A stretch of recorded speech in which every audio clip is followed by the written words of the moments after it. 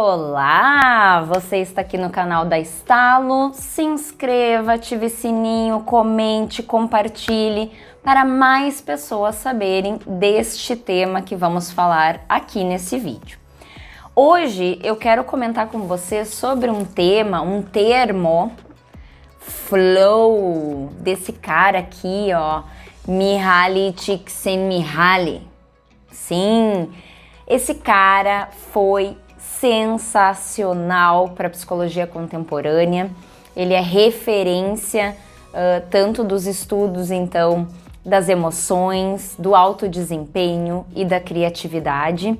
E eu digo que ele foi porque, infelizmente, no mês passado, ele acabou falecendo. E eu digo que foi uma perda enorme aí para o mundo das pesquisas e para a evolução da psicologia e para as pessoas como um todo. Mas por isso que eu estou falando dele aqui, porque ele trouxe um tema realmente muito relevante para a gente entender como que a gente pensa em alto desempenho, em felicidade, em sentido de vida, realização para nossas equipes, para as pessoas com quem a gente convive, para nós mesmos. Não é isso que a gente quer na nossa vida, a gente ter o máxima performance, a gente se sentir realizado e isso tudo nos gerar muita felicidade, muita satisfação com a nossa vida? Por isso que eu vou falar dele por aqui.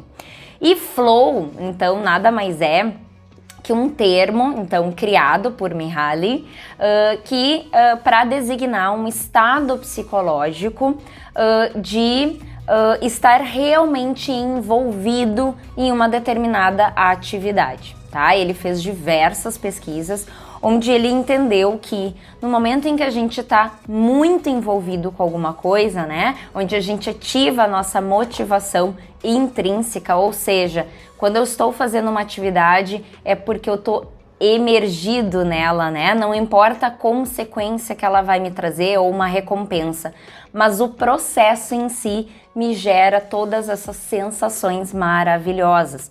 Vamos pegar um exemplo básico, assim, né, de um artista, por exemplo, que está pintando um quadro.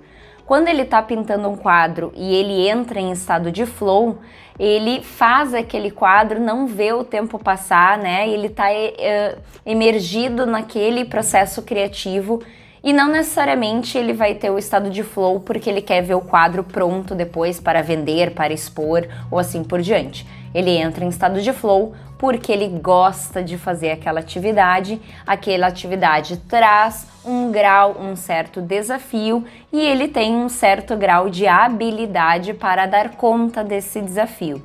Então isso é algo bem importante para a gente entender o flow. A gente precisa estar coerente entre os desafios que a gente enfrenta e as habilidades que a gente acha que tem, né, que a gente vai ter de capacidade para enfrentar aquilo. Existe até um gráfico bem legal que a gente pode trabalhar aqui com vocês, que eu até tenho aqui na minha colinha, que fala exatamente disso, né, de um diagrama. Quanto mais desafio a gente tiver e pouca senso de habilidade, a gente vai ter sensações de ansiedade, de preocupação, até mesmo de uma excitação, né, de ter que dar conta daquele desafio e eu não tenho habilidade suficiente. Se eu tenho habilidade, né, e esse desafio é baixo, né, não é algo que me provoque, eu vou ter sensações, por exemplo, de tédio, de relaxamento, até mesmo de controle daquilo, né? Então, para a gente realmente entrar em estado de flow, a gente tem que ter um certo grau de desafio e de habilidade, onde eu realmente entre nessa sensação boa, né, de não ver o tempo passar e eu sentir tudo isso, né?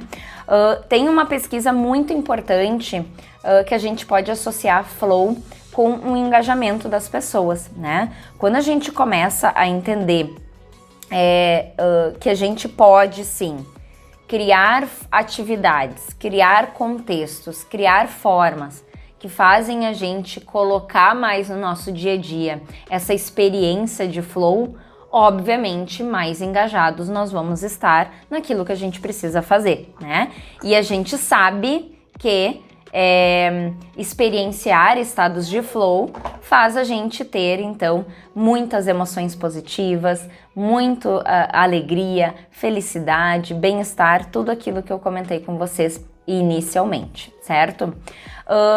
Tem algo que é bem importante a gente pensar quando a gente está falando de flow no trabalho, tá?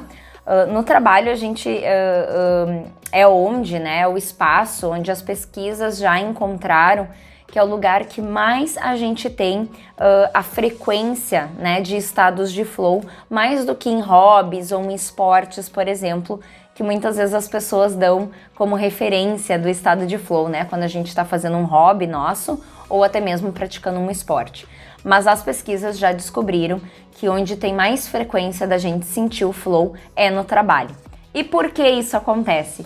Porque no trabalho, usualmente, né, de modo geral, né, a gente acredita que as pessoas tenham no seu trabalho as condições chaves para o flow acontecer, que são conjunto de metas e objetivos bem estabelecidos, regras de performance, né, o que eu espero de ti, até onde a gente tem que ir, né, o que tu tem que entregar, também bem estabelecidos, bem concretos para as pessoas. A gente tem desafios no trabalho à altura das nossas habilidades e competências. A gente tem um sistema de feedback onde eu me alimento, né, de saber que eu tô indo bem naquela atividade que eu estou fazendo, né? Então, saber que o meu trabalho está sendo bem feito, se eu tenho indicadores que acompanhem, né, que me tragam esse feedback sistematicamente, né? E eu também tenho um ambiente que me encoraja a dar foco, concentração e dar o máximo de mim. Então, de modo geral, a gente espera que dentro do trabalho a gente tenha essas condições para a gente atingir o estado de flow, certo?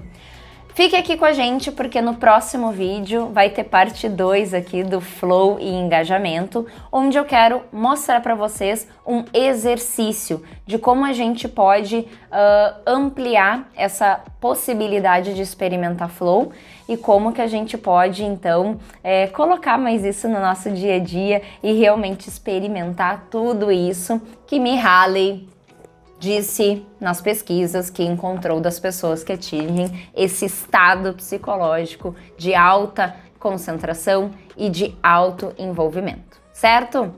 Beijo!